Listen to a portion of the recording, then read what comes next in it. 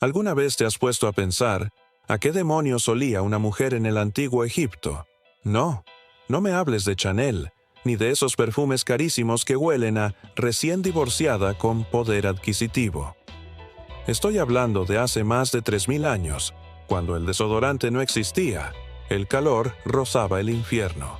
Y aún así, las mujeres olían tan bien, que hasta los dioses se bajaban del Olimpo, o del cielo egipcio, o de donde demonios vinieran, solo para olerles el cuello. En este video no te vamos a contar lo que ya sabes. Aquí vamos a destapar la historia más aromática, sensual, sudorosa y gloriosa del Nilo. ¿Cómo transformaron el sudor en arma de seducción? Porque algunas mujeres eran recordadas por su olor antes que por su nombre.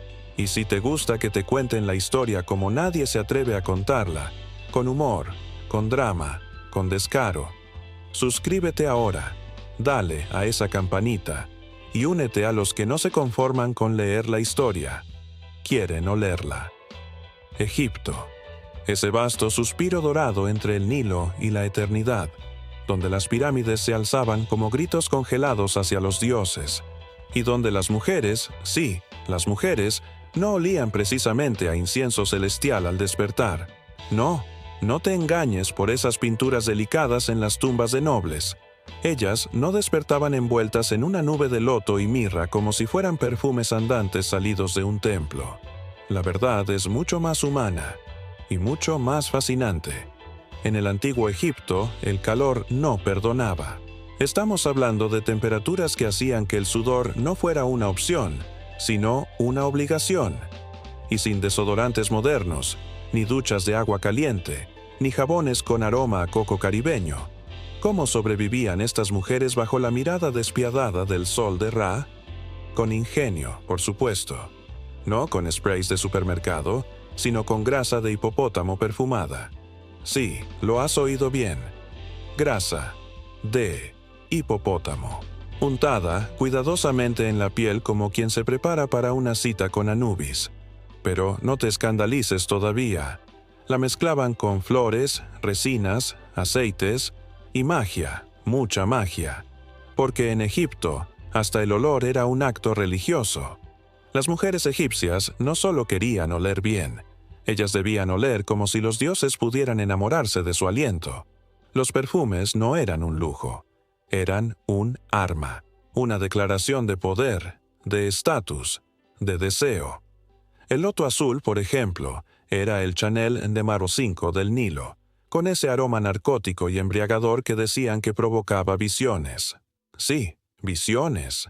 De esas que hacían que hasta un sacerdote se olvidara de sus votos. ¿Y sabes qué usaban en las grandes celebraciones? Conos de grasa perfumada colocados sobre la cabeza, que se derretían lentamente con el calor del cuerpo, bañando a la mujer en una lenta cascada aromática. Un espectáculo de seducción olfativa, lento, pegajoso, glorioso. Y si te preguntas a qué olían realmente, la respuesta es a sudor divino con notas de mirra y una pizca de animal salvaje. Porque, a pesar de todo el lujo, seguían siendo humanas. Caminaban bajo un sol inmisericorde, se bañaban en el Nilo, junto a cocodrilos, dicho sea de paso, se maquillaban con plomo y comían ajo como si fuera un manjar del más allá. ¿Perfume? Sí. ¿Desodorante? No tanto. Pero no te atrevas a imaginar una peste miserable. Estas mujeres tenían acceso a los secretos más antiguos de la alquimia del aroma. Sabían que el olor podía excitar, engañar, curar, oer y dominar. Así que sí, quizás al mediodía una campesina olía a cabra y esperanza, pero una sacerdotisa del templo de Hathor olía a eternidad embotellada. Y lo sabían. Caminaban dejando tras de sí una estela de resinas sagradas, como si cada paso dijera, sí, huelo como una ofrenda, y tú no. Ahora no te confundas. No todas olían como la amante favorita de Ramsés. Había niveles, jerarquías y narices muy exigentes. La nobleza femenina, por ejemplo, no solo se perfumaba, se fabricaba. Eran laboratorios andantes de alquimia nasal, aceites esenciales traídos de Siria, canela del Mar Rojo y un toque de resina de olíbano más cara que un collar de lapislázuli. Una mujer bien posicionada podía oler a un jardín sagrado al amanecer, mientras la plebe olía, bueno, como plebe, a pan recién horneado, sudor honesto y a veces a cebolla. Porque sí, comían cebolla, mucha, y ajo también, muchísimo. No por gusto, sino por salud. Era su Red Bull espiritual. Les daba energía, los protegía de enfermedades y, esto es lo mejor, creían que fortalecía la libido. Así que imagina esa mezcla infernal y mágica, un cuerpo embadurnado de grasa perfumada y un aliento que podía espantar al mismísimo Amón. Y aún así, eran irresistibles, porque en el Egipto antiguo, el olor era identidad, era destino. Había fragancias para atraer, otras para protegerte de los malos espíritus, otras para los funerales, otras para el sexo. Y lo mejor, algunas mujeres fabricaban sus propios perfumes, transmitiendo las fórmulas en secreto, como si fueran recetas de eternidad. Y aquí es donde entra el sarcasmo divino. Durante siglos, arqueólogos, egiptólogos y entusiastas del pasado se han roto la cabeza buscando el misterio de la seducción egipcia en los ojos delineados en los vestidos plisados en las pelucas aromáticas. Pero la verdad estaba en la nariz. Ellas sabían algo que tú, pobre usuario de desodorante con aroma a bosque ártico, has olvidado: que oler bien no es un lujo, es un hechizo. Ah, y una curiosidad gloriosa. Cuando enterraban a estas mujeres, las embalsamaban con los mismos perfumes que usaban en vida. ¿Por qué? Porque el más allá también tenía estándares olfativos. Porque si ibas a presentarte ante Osiris, más te valía no oler a momia barata. Ahora escucha esto con atención, porque aquí la cosa se pone peligrosa.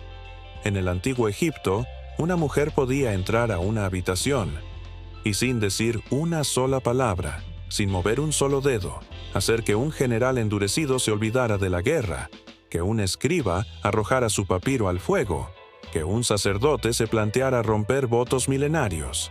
¿Cómo? Con una fragancia, una sola gota, una fórmula secreta. Y no estamos hablando de pócimas mágicas sacadas de cuentos. Estamos hablando de afrodisíacos aromáticos, de perfumes creados con una intención muy clara: dominar la voluntad del otro, hacerlo caer rendido. ¿Suena exagerado? Lo es, pero también es cierto.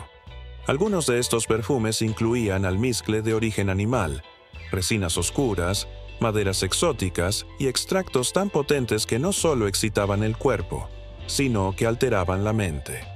¿Sabías que el loto azul tiene propiedades psicoactivas? Pues sí, lo sabían y lo usaban.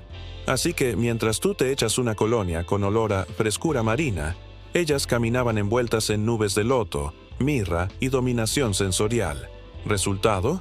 No necesitaban levantar la voz. Solo pasaban y el mundo se detenía. Pero no todo era erotismo y éxtasis. También había veneno en el aire. Literal. Porque algunos ungüentos, créelo si quieres, estaban diseñados para castigar, para enfermar, para dejar marcas. Había mujeres que aprendían a mezclar aromas con sustancias irritantes, alérgicas, alucinógenas. Un beso en el cuello con el perfume equivocado y adiós imperio. Era el arte del aroma letal, el crimen perfumado. Y es que en un mundo donde los sentidos eran puertas a lo divino, el olfato era la cerradura más frágil y la más poderosa. ¿Y qué pasa cuando esa mujer ya no es noble ni sacerdotisa, sino reina? Ah, querido, ahí ya no huele a deseo, huele a destino. Cleopatra, por ejemplo, no se perfumaba, se bañaba en perfumes. Su embarcación al encontrarse con Marco Antonio, según Plutarco, ese chismoso con toga, olía al paraíso antes de ser vista. Era una mujer anunciada por su olor, como un himno flotante de nardos, canela y victoria. ¿Y tú crees que Marco Antonio tenía alguna oportunidad? Por favor. No fue amor, fue una emboscada olfativa, una trampa aromática con forma de reina. ¿Te has preguntado alguna vez cómo se fabrica el olor de una diosa? Pues, si hubieras nacido esclava en el taller de perfumes de Tebas, lo sabrías. Y probablemente también sabrías lo que es moler pétalos de jazmín durante 10 horas seguidas bajo un techo de barro, mientras un supervisor con halitosis grita órdenes desde la sombra. Bienvenido al verdadero laboratorio egipcio, oscuro, aromático y con más drama que una telenovela. Las fórmulas eran secretos de Estado, literal. Algunos de los perfumes más exquisitos estaban reservados solo para el faraón y sus consortes, y su preparación era un ritual con más pasos que una receta de pasteles de bodas. ¿El ingrediente principal? Tiempo, porque el perfume perfecto no se improvisa, se macera, se reza, se suplica, a veces durante semanas. Tomaban aceites base, como el de moringa. Sí, esa misma planta que hoy te venden como suplemento detox en tiendas naturistas, y lo mezclaban con flores frescas, raíces aromáticas, resinas importadas de Punt, una tierra mítica que, por cierto, nadie sabe exactamente dónde estaba, pero todos fingimos que sí, y especias que harían llorar de emoción a cualquier chef moderno. Pero aquí va el detalle glorioso. El olor no era solo para seducir, era para transformarse. Las mujeres egipcias no querían solo oler bien, querían ser otra cosa, más allá del cuerpo, más allá del tiempo, convertirse en algo sagrado, untado con los aromas del universo. Por eso se ungían antes de rezar, antes de dormir, antes de entregarse a los brazos de un amante o de un dios. Porque en Egipto, hasta el sexo podía ser un acto religioso, y oler bien no era coquetería, era liturgia. Y cuidado con pensar que los perfumes eran cosa de ricas. Hasta la última campesina que podía reunir un poco de grasa de ganso y pétalos silvestres, improvisaba su propia mezcla, aunque durara 2 horas bajo el sol. Porque sí, incluso en un sistema social tan jerárquico, el deseo de oler bien cruzaba castas, géneros, edades. Como si el alma, en el fondo, también tuviera nariz. Y aquí viene la parte que te volará la cabeza. Los aromas no eran solo para los vivos. Cuando alguien moría, no se le embalsamaba únicamente con natrón y vendas. Se le perfumaba. Y no con cualquier fragancia, con aquellas que usaba en vida. ¿Por qué? Porque al llegar al otro mundo, el alma debía ser reconocida por su olor. Sí, como un pasaporte aromático para entrar en la eternidad. Y si tu fragancia era poderosa, única, inolvidable, entonces los dioses sabrían que tú no eras un alma cualquiera. Eras una mujer que olía a realeza, aunque tu tumba fuera prestada. Y no exagero, algunos sarcófagos aún conservan trazas de perfumes. Miles de años después, todavía quedan rastros de lo que esas mujeres eran. No sus joyas, no sus títulos, su aroma. ¿Poético? No, brutalmente real. Es el legado más íntimo, el perfume de una vida evaporándose eternamente. ¿Y sabes lo más irónico? Hoy, en pleno siglo XXI, perfumistas de élite intentan recrear esas fórmulas antiguas. Gastan millones, investigan papiros, analizan momias, todo para descubrir el secreto, que una joven egipcia analfabeta ya dominaba a los 13 años, porque ella no necesitaba laboratorio, ni marketing, ni etiquetas de cristal. Ella solo necesitaba un poco de aceite, pétalos, y la voluntad de ser inolvidable. ¿Te das cuenta de lo que esto significa? Que mientras tú buscas el último perfume de diseñador con nombre impronunciable, ellas, hace 3000 años, ya sabían que el aroma no era para oler bonito. Era para sobrevivir, para enamorar, para gobernar. Ahora bien, antes de que sigas imaginando que todas olían a jardín celestial, hagamos una pausa. Porque hay una verdad que ni Tutankamón pudo embalsamar. Todo el mundo suda, hasta las diosas.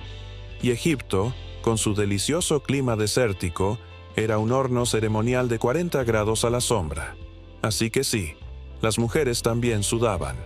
Y a veces olían a lo que huelen los cuerpos vivos y humanos cuando trabajan, aman, paren y respiran.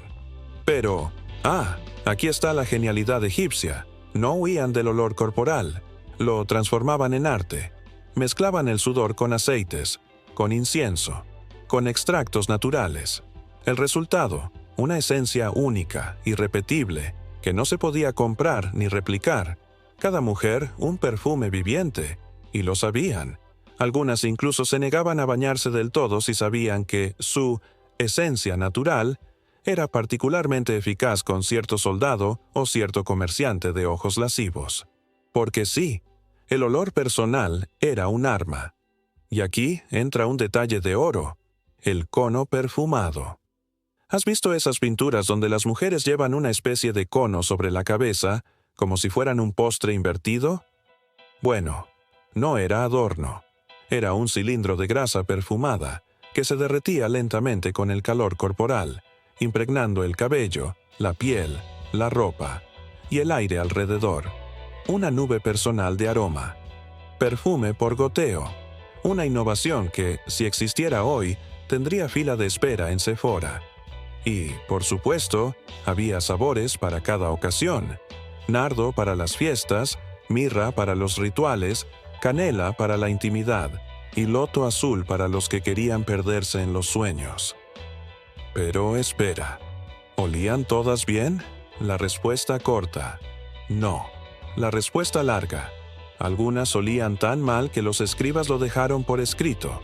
Sí, en los papiros médicos aparecen ungüentos para el mal olor de la mujer. Y no hablamos solo del cuerpo, hablamos de zonas específicas. Zonas que hoy seguiríamos sin nombrar en horario familiar. La solución: infusiones de flores, lavados con vino y, te juro que esto es real, supositorios aromáticos con incienso y grasa. Medicina o desesperación. ¿Quién sabe? Pero lo intentaban todo. Y no olvides esto: el olor en el antiguo Egipto no era solo una herramienta de seducción, también era un sello de poder. Hay registros que indican que algunas mujeres eran reconocidas por su aroma antes que por su nombre. Se hablaba de la que huele a nardo o la del aliento de canela, como si fueran títulos reales, porque en una cultura donde la palabra creaba el mundo, el olor lo dominaba. Y hablando de aliento, sí, también tenían en cuenta el aliento. No existía Colgate, pero usaban hierbas masticables, enjuagues de menta, clavos de olor. Y si una mujer tenía una cita especial, ya sabes a qué me refiero, se aplicaba resinas aromáticas en el paladar. Perfume interior. ¿Demasiado íntimo? Para ellas era normal. Para nosotros, impensable. Quizás por eso ellas seducían faraones y nosotros apenas conseguimos likes. Y como te prometí oscuridad, aquí va un secreto de ultratumba. En algunos rituales sexuales sagrados, las sacerdotisas aplicaban ungüentos perfumados en sus cuerpos no solo para excitar, sino para provocar visiones. Algunas resinas inhaladas durante el acto podían inducir estados alterados de conciencia. Porque sí, hacer el amor podía ser un viaje místico, un trance, un sacrificio con perfume. ¿Te suena moderno? Porque lo es. Solo que hoy lo escondemos detrás de filtros de Instagram y etiquetas en francés. Así que aquí estás, miles de años después, oliendo tu muñeca tras un rocío de perfume industrial con nombre en francés que apenas sabes pronunciar. Miras la botella, lees U.D. y sientes que eres elegante, sofisticada, tal vez incluso divina. Pero, ¿te has detenido a pensar que lo que llevas puesto no es tan moderno como crees? Que cada gota, cada nota floral, cada insinuación de almizcle, tiene raíces en el polvo del Nilo. Sí, Egipto huele. Todavía huele. Y te persigue. Porque mientras tú te perfumas para una cita, una entrevista o una simple selfie, aquellas mujeres lo hacían para un entierro, una ceremonia lunar o para acostarse con un dios disfrazado de hombre. No había separación entre lo humano y lo místico. El olor era el puente, el perfume, el pasaporte. Cada fragancia era una oración embotellada, una declaración de intenciones y, en muchos casos, una advertencia. Hoy usamos fragancias para ocultar el cuerpo. Ellas lo usaban para resaltarlo. para divinizarlo, para convertir la piel en altar. Porque en su mundo, un aroma podía abrir templos o cerrar bocas. Y no lo olvides, un perfume podía enamorar, pero también envenenar. Algunas fórmulas eran tan complejas, tan embriagadoras, que se decía que un solo suspiro bastaba para perder la voluntad. ¿Mito? Tal vez. ¿Herramienta de poder? Sin duda. Y aquí viene la ironía más gloriosa. Todos esos perfumes carísimos que compramos hoy, con sus frascos minimalistas, sus campañas de marketing, sus modelos con miradas lánguidas, no son más que hijos bastardos de una ciencia perdida. Porque los egipcios no necesitaban fragancias de celebridad. Ellos tenían al loto azul, al kifi, a la mirra, al sándalo puro sin diluir, a recetas que ni la industria moderna ha logrado descifrar del todo. Sí, nos gusta pensar que hemos avanzado, que ahora olemos mejor, que sabemos más. Pero ponte frente al espejo y responde con honestidad. ¿Cuántos perfumes han sobrevivido 3 milenios? ¿Cuántos de los tuyos serán recordados por los arqueólogos del futuro? ¿Cuántos harán que alguien diga, esta mujer olía a eternidad? Porque ellas sí lo lograron. Hoy abrimos una tumba y un soplo de fragancia milenaria se escapa, aún atrapado entre vendas y amuletos. Un fantasma aromático, un susurro de piel, un testimonio que dice, estuve aquí, fui deseada, fui adorada, fui temida. Y no lo dijeron con palabras, lo dijeron con olor. Así que la próxima vez que vayas a perfumarte, recuerda esto. No estás rociándote para oler bonito, estás invocando algo, una historia, un linaje, un poder ancestral. Estás repitiendo un gesto milenario que alguna joven tebana ya perfeccionó bajo el sol, mientras soñaba con dioses y se ungía el cuello con aceite de loto. Porque aunque las pirámides se derrumben, aunque el Nilo se seque, aunque el mundo olvide los nombres, el perfume de las mujeres del antiguo Egipto sigue flotando, invisible, inmortal, indestructible, y tú, sin saberlo, caminas cada día envuelta en ese legado.